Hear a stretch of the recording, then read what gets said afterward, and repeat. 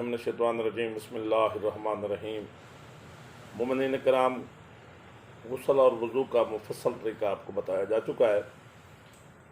تو غسل کے بارے میں کچھ مومنین نے سوالات کیے ہیں جو کہ بہت ہی اہمیت رکھتے ہیں، تو ویڈیو کی صورت میں آپ کے سامنے پیش کر دیتے ہیں تاکہ اس سے دوسرے مومنین بھی استفادہ کر سکیں۔ پہلا سوال یہ ہے کہ کیا غسل سے پہلے یا بعد میں وضو یا مسح کرنے کی ضرورت ہے؟ تو اس کا جواب یہ ہے کہ کسی قسم کا بھی غسل ہو، خواتین کا غسل ہوتا ہے استعاذہ، اس کا مسئلہ تھوڑا سا علیحدہ ہے۔ باقی جو بھی غسل ہو، چاہے مرد کا ہے یا عورت کا ہے، اس میں غسل سے پہلے یا بعد میں وضو کا کرنا کوئی ضروری نہیں ہے۔ دوسرا سوال یہ ہے کہ کیا غسل میں ایک دفعہ پانی ڈالنا کافی ہے؟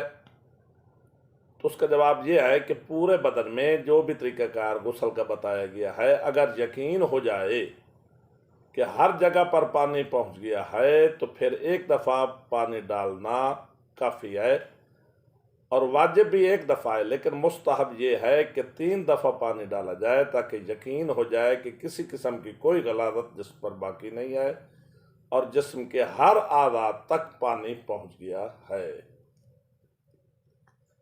تیسرا سوال یہ ہے کہ کیا کھڑے ہو کر یا کپڑوں میں غسل کیا جا سکتا ہے؟ تو اس کا جواب یہ ہے کہ کھڑے ہو کر بھی غسل کیا جا سکتا ہے۔ کپڑوں میں آپ موجود ہیں اور آپ کو اس بات کا یقین ہے کہ جسم کے ہر عضو تک پانی پہنچ جائے گا، کپڑے اس میں رکاوٹ نہیں بنیں گے، تو آپ کپڑوں کے ساتھ بھی غسل کر سکتے ہیں۔ اگلا سوال یہ ہے کہ غسل کی نیت کیسے کرنی چاہیے؟ بہت ہی اہم سوال بہت سے لوگوں نے پوچھا ہے، بہت سے مومنین نے بار بار پوچھا ہے۔ اور غسل کی نیت کیسے کرنی چاہیے؟ تو اس کا جواب یہ ہے کوئی بھی غسل ہو تو آپ نے صرف مرد و یا عورت یہی کرنا ہے، غسل کرتا ہوں قربتاً اللہ۔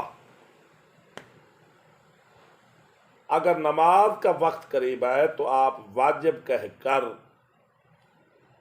نماز پڑھ سکتے ہیں۔ آپ یہ بھی کہہ سکتے ہیں غسل کرتا ہوں واجب قربتاً اللہ، لیکن اس کے باوجود بھی واجب کہنا ضروری نہیں، آپ قربتاً اللہ بھی کہیں گے تو آپ کی نماز ٹھیک ہو جائے گی۔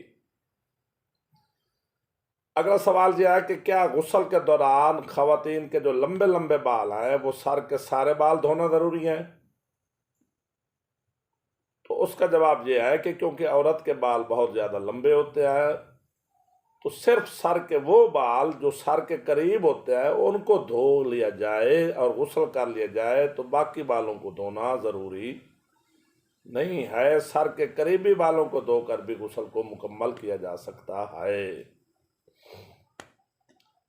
اگلا سوال یہ ہے کہ کیا غسل سے پہلے ہاتھ دھونا، کلی کرنا، منہ دھونا ضروری ہے؟ اس کا جواب یہ ہے کہ واجب نہیں ہے، لیکن اس سے پہلے ہاتھ دھونا، 3 دفعہ کلی کرنا، منہ دھونا مستحب عمل ہے۔ اس طرح کرنے سے بندے کو دل کو سکون مل جاتا ہے کہ کوئی غلاظت باقی جسم پر نہیں ہے۔ اگلا ایک بہت ہی اہم سوال ہے کہ کیا غسل کے دوران اگر حدث اصغر ہو جائے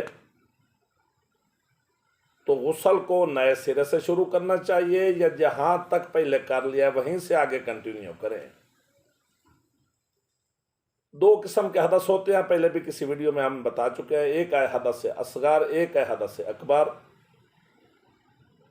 ہر وہ عمل یا وہ چیز جس کے بعد غسل واجب ہو جائے وہ حدث اکبر کہلاتی ہے۔ مثلا منی، خون کا نکلنا اور بھی چیزیں ہیں جن کے بعد غسل واجب ہو جائے اسے ہم حدث اکبر کہتے ہیں، اور ہر وہ چیز جس کے بعد وضو واجب ہو جائے اسے ہم حدث اصغر کہتے ہیں۔ مثلا پیشاب کا کرنا، پخانہ کرنا، ریح کا خارج ہو جانا۔ اگر ہم غسل کر رہے ہیں اور اس کے دوران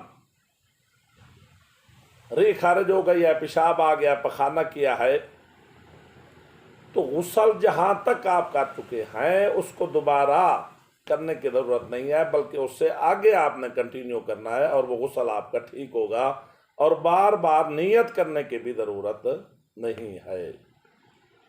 البتہ یہ ضرور ہے کہ اگر اس غسل کرنے کے فوراً بعد آپ نے نماز بھی پڑھنی ہے تو کیونکہ اس غسل کے دوران حدث اصغر صادر ہو گیا ہے تو آپ کو غسل کے بعد وضو کرنا پڑے گا اور وضو کر کے نماز پڑھنی پڑے گی۔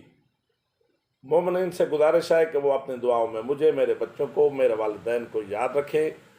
والسلام، اللہم صلی علی محمد و آل محمد۔